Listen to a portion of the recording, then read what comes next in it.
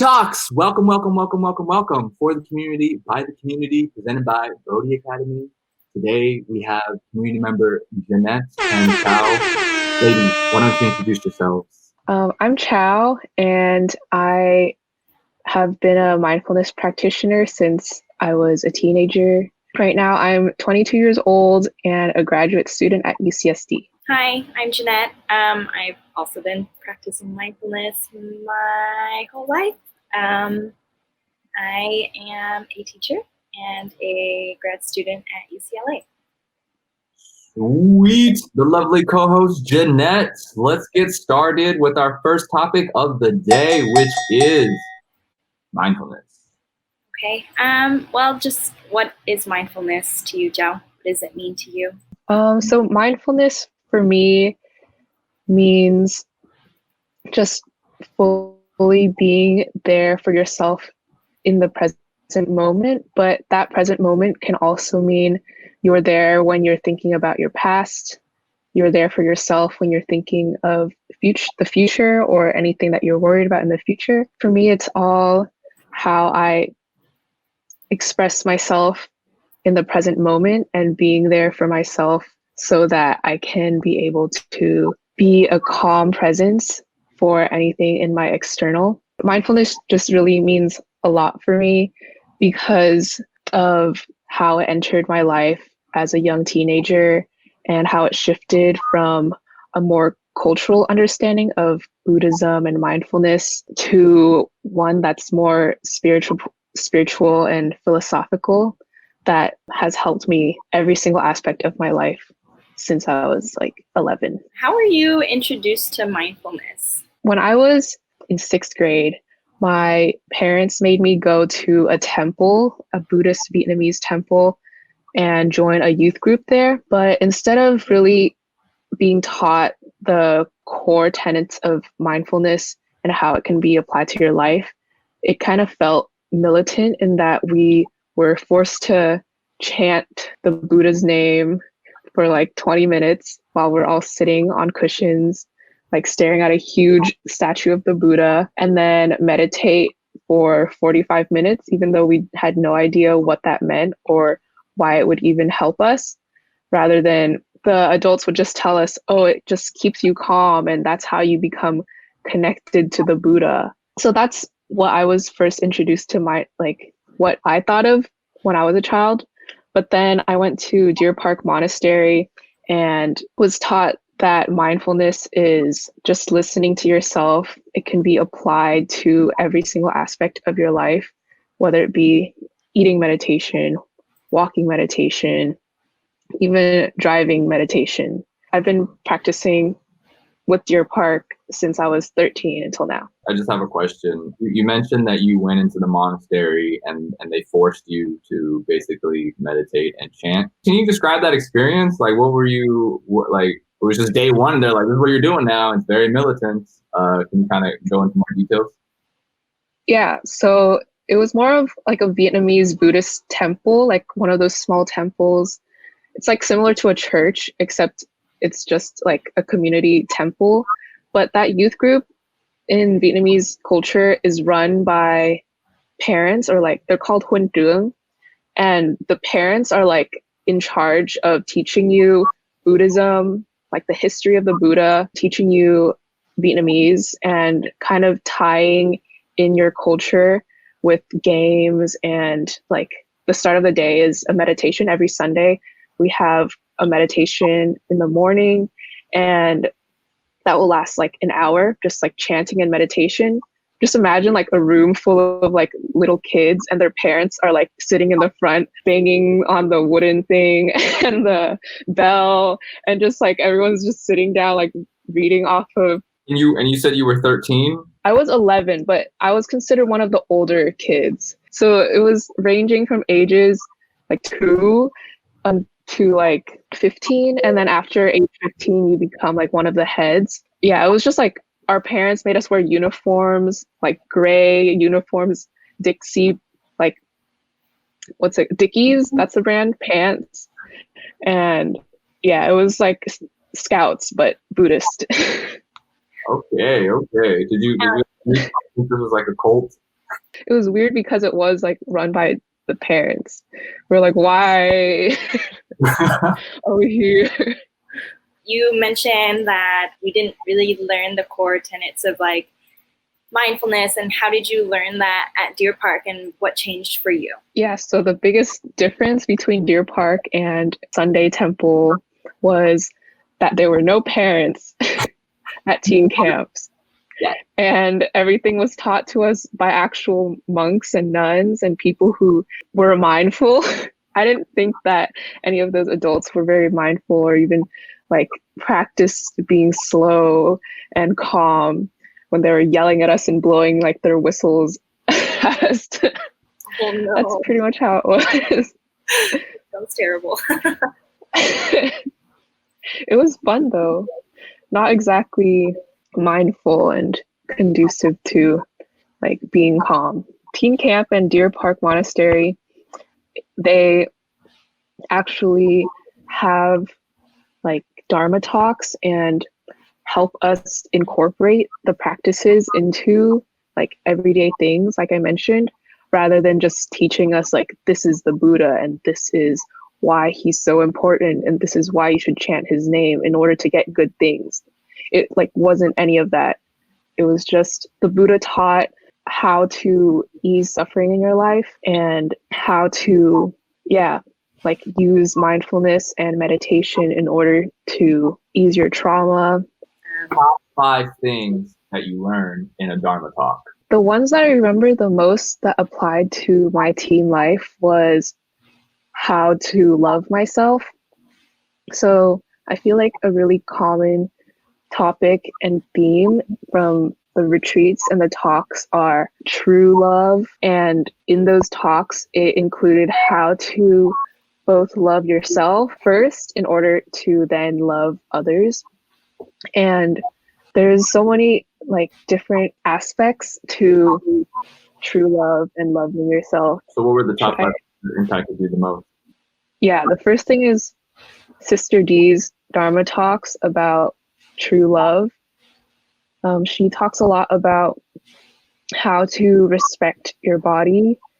I remember one saying that she had was, your body keeps all records. Even if you, in your mind, have the idea that, oh, this is just a casual thing and I'm fully consensual, or if you don't fully love yourself in that moment and you're kind of giving away that power, your energy to someone else, like that's like the impact that it has on your body. You're like giving your energy to someone else who might not fully deserve it. And that can be tied into self-love and how to fully love others. What is something, how do you incorporate mindfulness into your day-to-day, or how would you like to? Something that I've been working on every day is like waking up every morning. If I don't have time because I woke up too late to do like just silent meditation, I'll just like go to the mirror where I get ready to brush my teeth and I just give myself like affirmations, verbal affirmations out loud. You are beautiful. Dang girl, your like hair is so, your body works. You're able to just stand here and you have teeth that you can brush. Just like simple like affirmations like that. I remember yesterday, like the choices you made were so like good. You set yourself up for today, just like more mental affirmations as well. And that has been really helpful in just like giving myself more ease and more confidence. There we go. Education. Chau, tell us. Who were you in high school? Okay. Wow. You're amazing. Wow. Loaded question. It is very loaded because there's so many like different masks that I wore in high school and so many different ups and downs. When I think of myself in high school, I think of a kind of insecure, quiet, but also girl who's coming out of her shell and like finding her identity in many different ways. Ever since I was in elementary school, have at the forefront of my mind been trying to be popular. Whereas inside, I feel like at that time, all I wanted was just to have friends, but it manifested in the way that I wanted popularity. I wanted to be the cool kids and accepted in those groups. And so that was a struggle throughout like my whole K through 12 life, just pushing myself down and wearing a bunch of different masks in order to fit into a certain mold. And there's so many different things that I did in order to fit those molds because I like bounced around from friend group to friend group in high school. I wanted to fit in with the really smart kids because they would like maybe influence me to be smarter. I would gain their brain power through osmosis or something. I wanted to be well known among like the athletes. Yeah, it was a lot. I wanted to be well known among like the popular kids, the cheerleaders, the popular Asian cool kids. Yeah, Chau back then was kind of a mess. No, Chau was amazing, just like how you are now. What I guess so. Did you achieve it, or did you become popular? I did achieve it. I was able to, a lot of it like switched to like online popularity because that was when Facebook was really popular, like ever since middle school started for me, and Instagram started being a thing. And yeah, like I was one of those people who would go and do photo shoots with my friends with their fancy cameras in order to get over 100 Facebook likes on my profile pictures.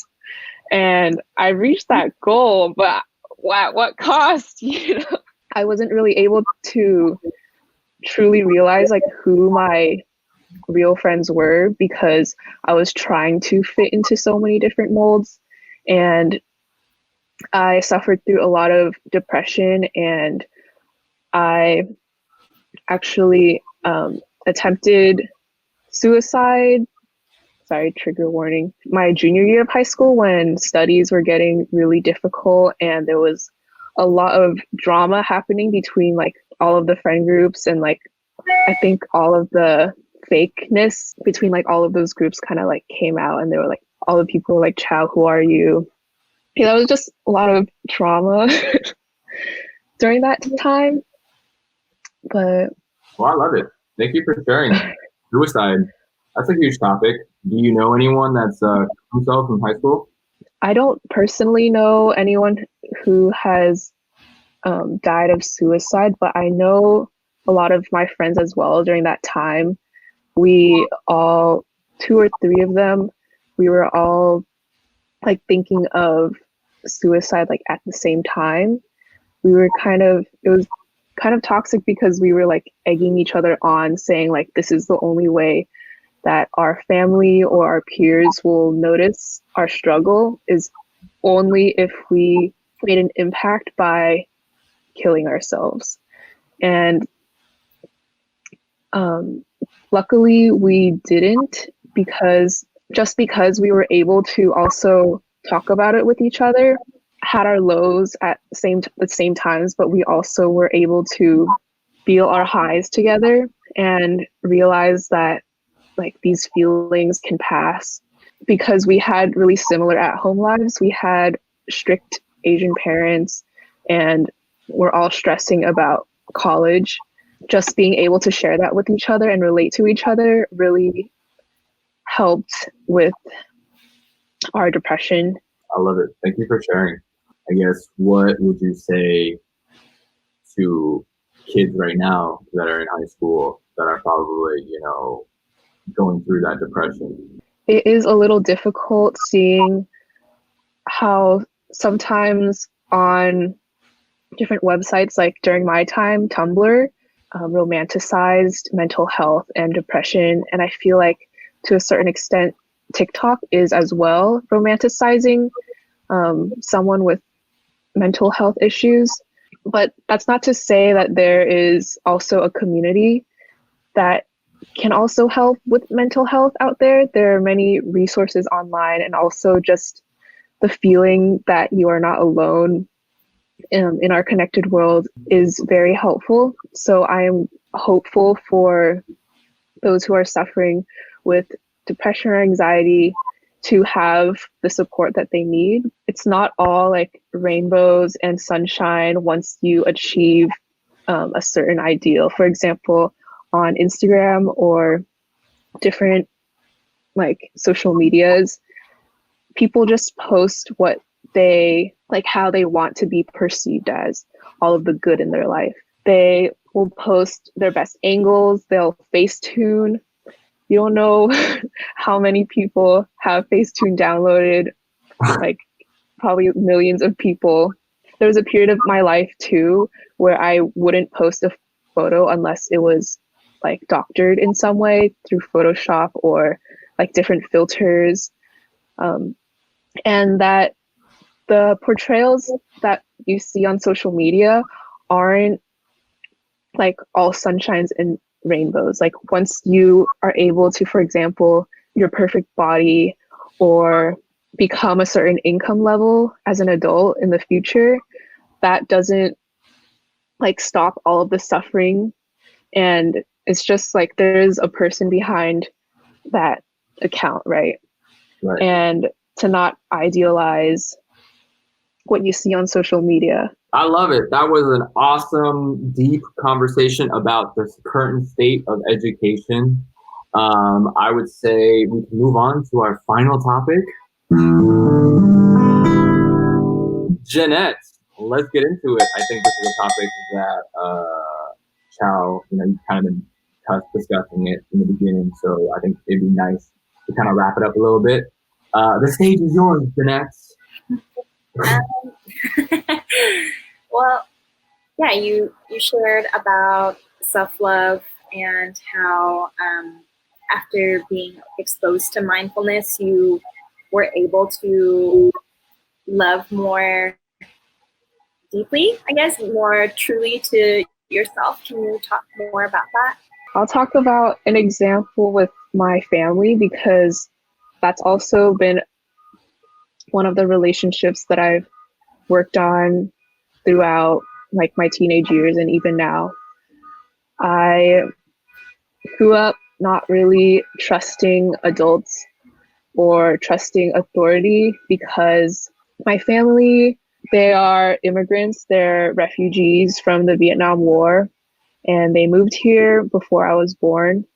With my mom, she like a wonderful mother. She's very nurturing and will do anything for her kids. Whereas my dad, he was more traditional. I think he didn't grow up with a very good example of love and affection because he was the oldest in the family and had to be left behind in Vietnam post-war, whereas the rest of his very large family moved to Virginia. They moved to the United States and were able to grow up here, had a American high school experience, went to American colleges, and were also able to grow up amongst their siblings and very loving parents. I felt a lot of resentment towards my parents because of their very strict parenting ways.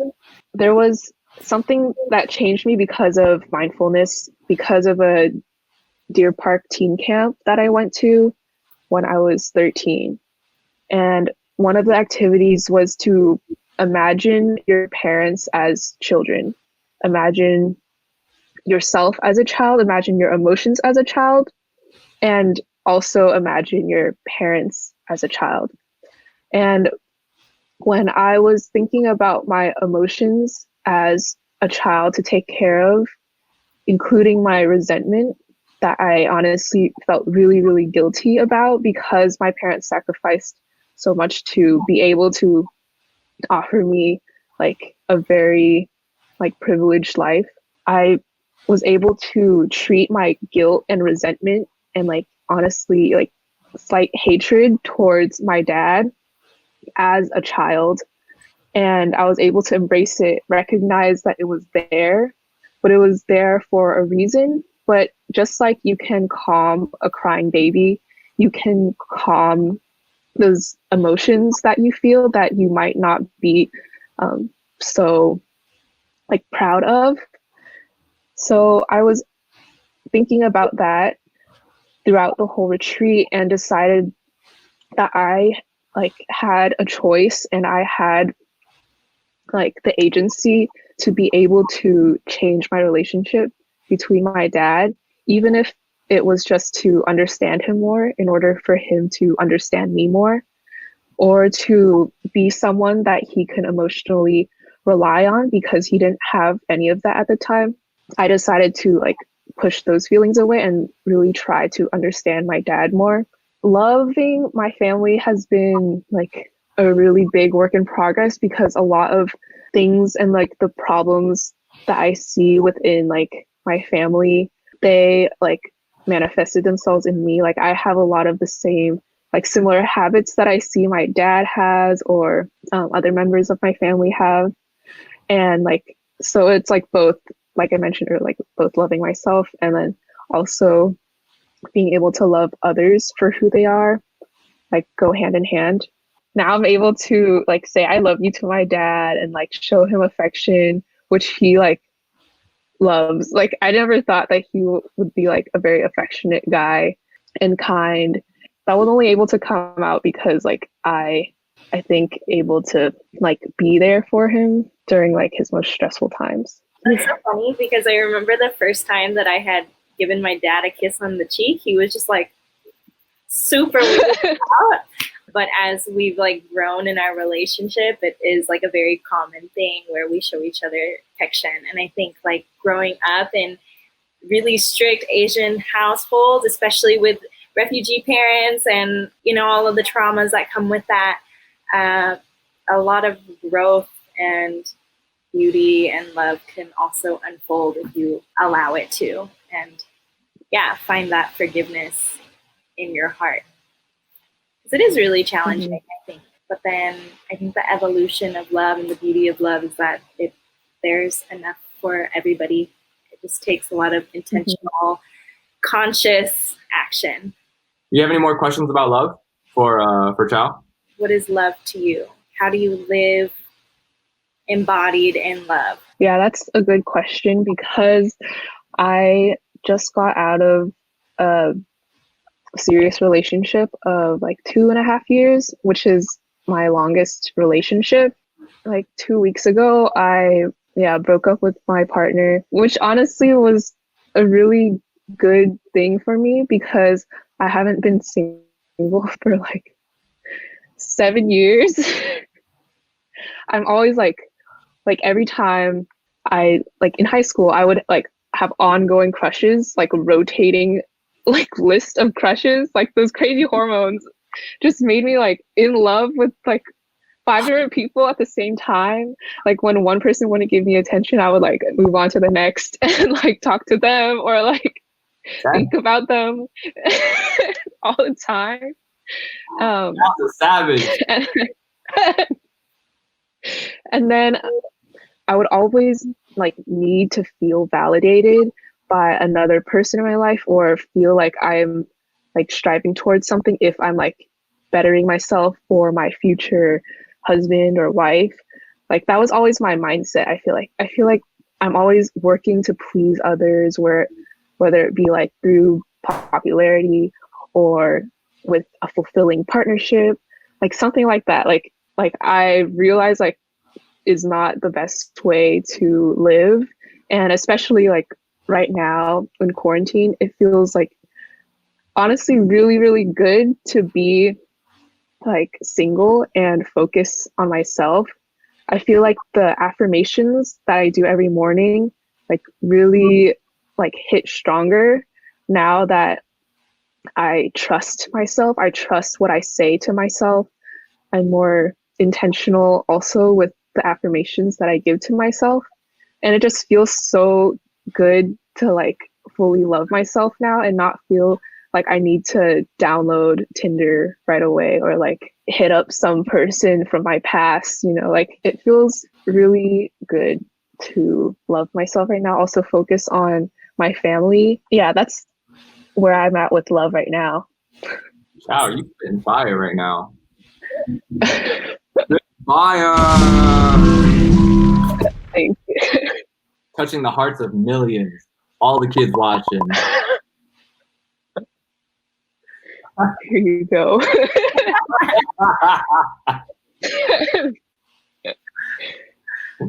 What are the biggest, like from a student side, what do you think teachers can improve on? So like 2 things that teachers can improve on in the classroom. This was really hard within my school district because our class sizes were really large.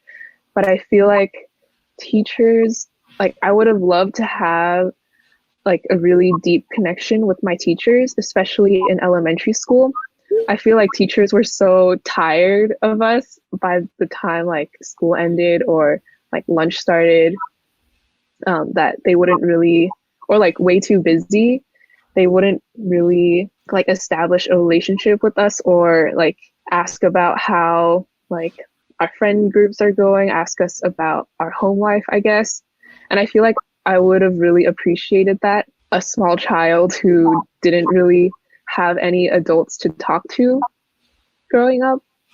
Yeah, I'm tearing up, but yeah, I feel like a lot of my teachers, I would have really loved to talk to them because to the class they seem so loving and caring with like the educational side of it. They were really encouraging of females to be good at math, or saying it's okay to stay in, inside during recess to read. But I feel like if they also asked us what was happening in our minds, that would have really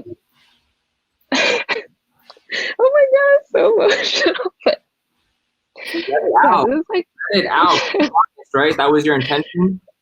Yeah, usually I cry when I'm thinking of something that I've never thought about yet, that really hits emotionally. But yeah, I love it. and teachers, if they noticed a student being bullied or noticed off vibes within a student, yeah, to just be there.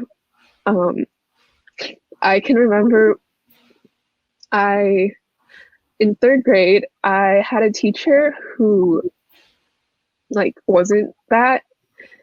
She blamed me for a lot of, there was a lot of theft happening, or random things that were happening in the classroom that yeah, just theft, or not theft, but some students were taking pencils from the desk when we were doing rotations, and kids were complaining, and then she would individually call only certain students to talk to them in the middle of class, in front of the whole class.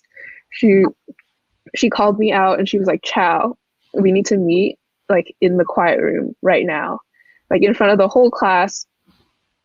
And I was the first person that she called for that, even though she called other students too. But I feel after that, I really got targeted by a bunch of 8-year-olds, which felt really devastating at the time, because I had I was trying to make friends, and then at the end of the year, when we had our 8th grade little trip to the rollerblade rink and yearbook signing, my family couldn't afford that.